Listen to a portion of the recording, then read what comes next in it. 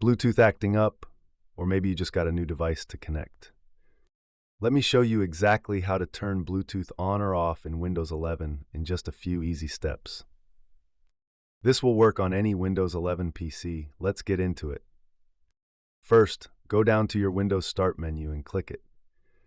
Then type Settings into the search bar and open the Settings app from the results. Now on the left-hand sidebar, click on Bluetooth and Devices. You'll see a list of any paired or connected devices right here, like earbuds, keyboards, or controllers.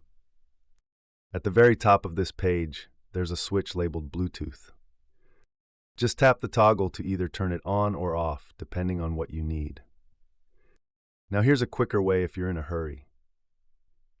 Go to the bottom right corner of your screen and click on the Wi-Fi, battery, or sound icon. This opens the Quick Settings panel. Look for the Bluetooth icon. If it's lit up, it's on. If it's gray, it's off. Click it once to toggle Bluetooth instantly, super fast and super easy. And that's it.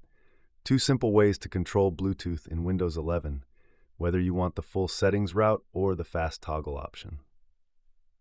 Hit like if this helped, and follow for more tech tips made easy.